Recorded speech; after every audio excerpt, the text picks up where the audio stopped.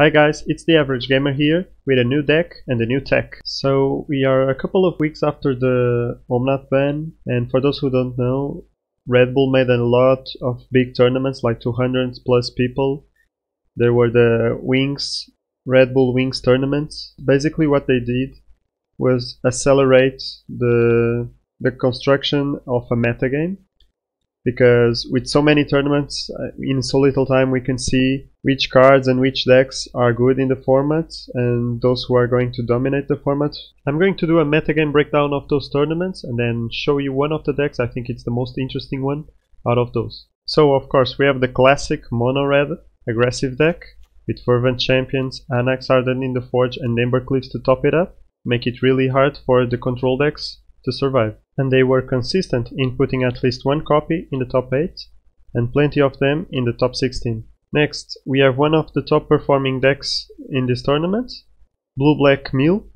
This is basically a rogue deck with Ruined Crab to mill faster. We have Mono Green, an aggressive deck that can also go white with the help of the Great Henge. We have the Teamer ramp strategies that try to go as fast as they can to Genesis Ultimatum, and then finish it up with Terror of the Peaks, Yugins, Wicked Wolves, and others. Be careful that when the Terror of the Peaks enter the battlefield with Genesis Ultimatum, they see all the Terror of the Peaks and all other creatures enter the battlefield at the same time, and it triggers its ability. So you get a lot of direct damage or even removal if you have a lot of creatures. We also have the Rakdos strategies that use Kroxa, Timarat Calls the Dead, and Liliana. These decks try to make the most out of the graveyard and are very good versus the mill decks just because of it. Next we have the Yorion decks. There's a ton of different lists. Some are blue-white, some are ESPER and use Doom Foretold. But all of them have mostly the same strategy. Play stuff like enchantment and value creatures and then use Yorion to blink them all and gain additional value. Today we will look more closely to one of the lists that made top 8 in the Red Bull and try to find out why are they so good.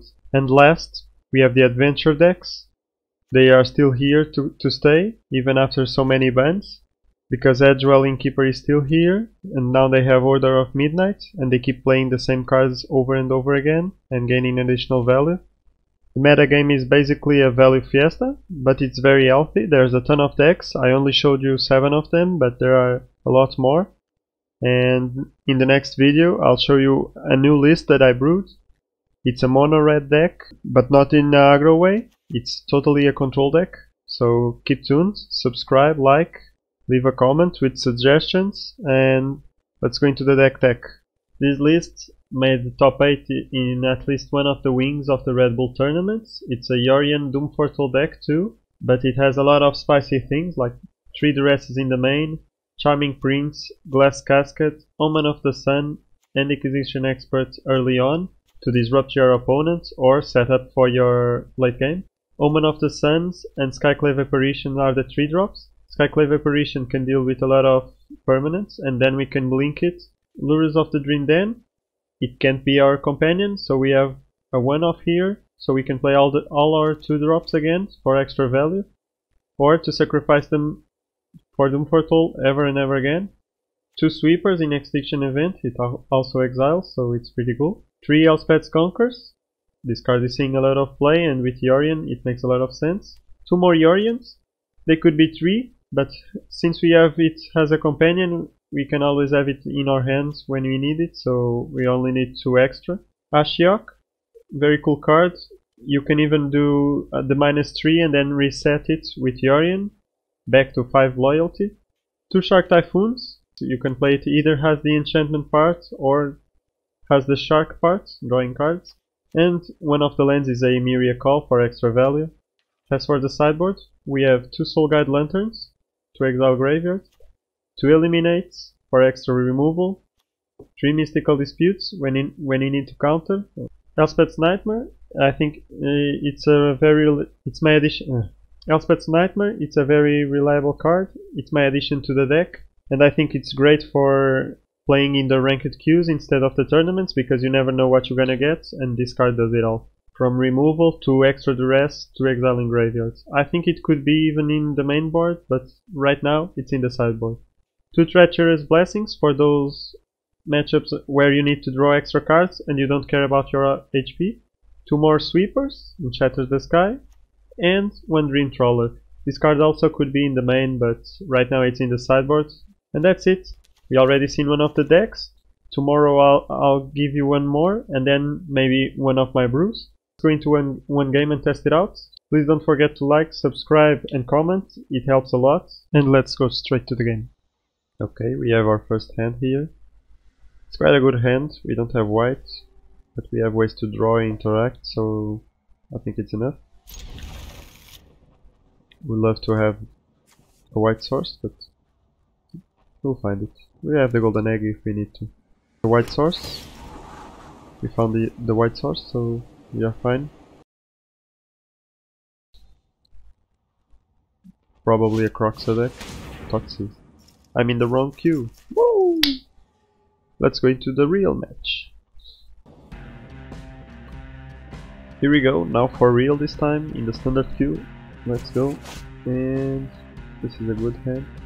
Again, we miss one of the colors, but that will happen a lot with a 3-color deck.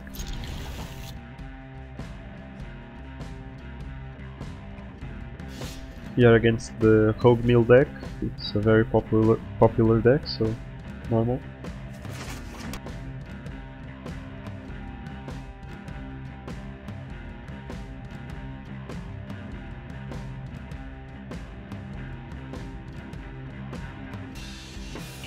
And right now I'm thinking they can't mill me without the crab, so they will go to the aggressive mode, playing rogues and trying to attack. Yeah.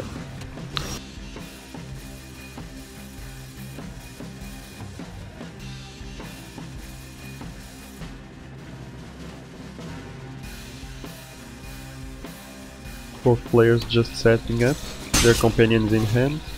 I think it's better for me, I need more tempo to play my big stuff. So I don't need to do anything right now. I don't need the land. Oh, I need the black land. I need the black source, so I'll keep it. And I don't even want to play this because I already scryed. Don't need life right now, and the blink effect it's good after, so maybe I'll try to block this one.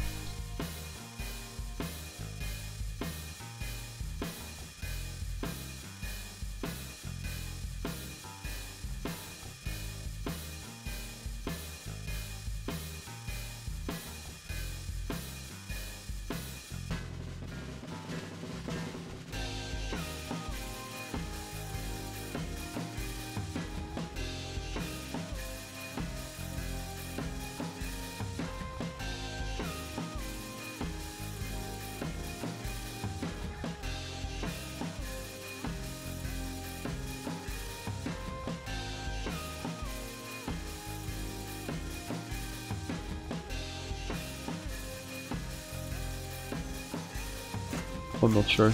I'll go with this. If he kills my Yorion with this, with the Cling to Dust, I just sacrifice the Elspeth Conquer. No.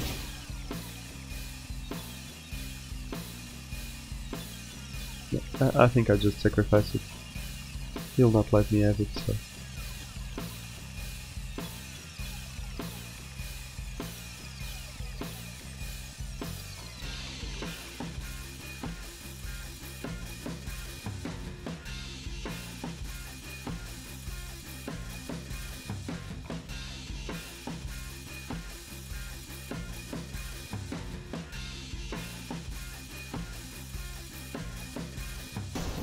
I don't know what he's doing, but okay. As for the sideboards, I want the Elspeth's Nightmare, very good against them. All the modes are useful. I also want Eliminate, extra removal, and some counters. I don't know if I want the Extinction Event or the Shatter the Sky. I think I prefer the Shatter the Sky, because they have a good mix of converted mana costs. I don't think Soul Guide Lantern is good enough in this matchup, but it could be used. I don't want some golden eggs, I think it's the card that I take out the most. It's very good to sacrifice the Doom Foretold and stuff. But here I don't think I want it. Everything else, I think it's useful. You could shave off the top ends, Ashioks or something, but I don't think it's necessary.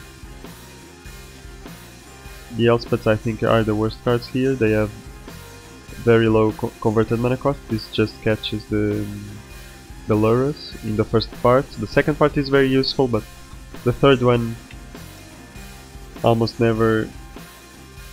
We can almost never do it. So we shave them off. The Omen of the Sun, I like it, but they are not good enough. I think I take all of them.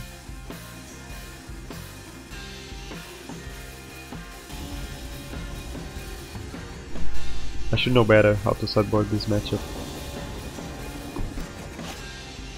I just know what to put in, but never what to take out. And this hand is not that great. Well, it is if we didn't have two of these and we had one more land, but right now with this one, I don't think I can. Yeah. We can't stumble versus them. This is a little bit better. Yeah, we have interaction early on. We don't need a Yorion. We can't stumble versus them in the beginning. They pressure us too much with damage and milling. And if they establish a good board, then they just counter us every time and we can't do anything.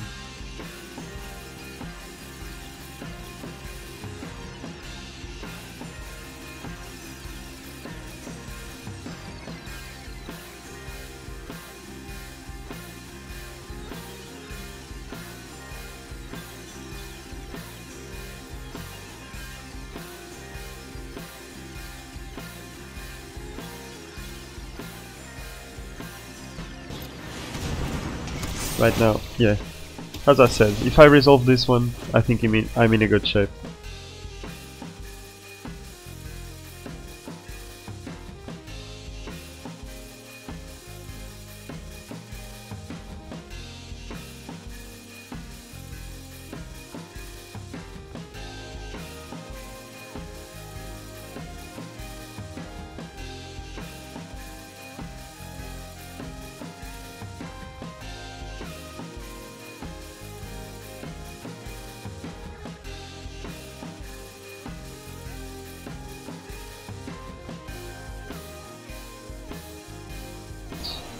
I'm so dumb.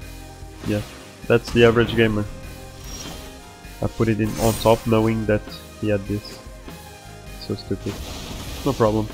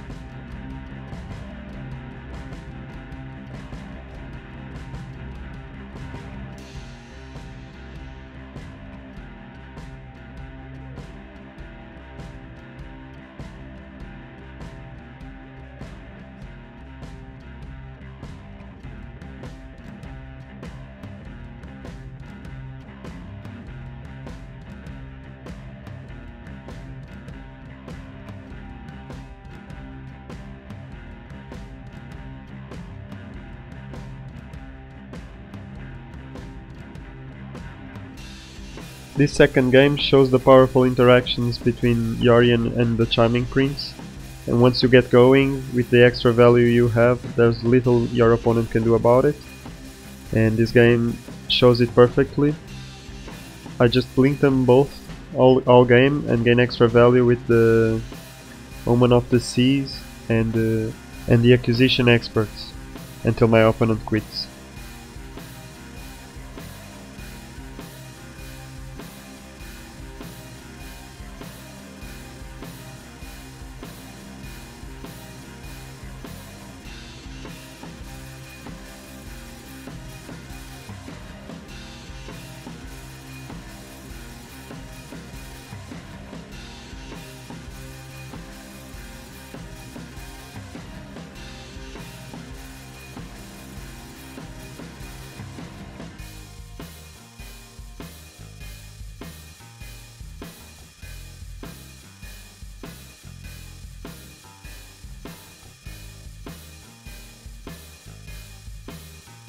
Well, GG, see you on the next video where I'll talk about some historic this time.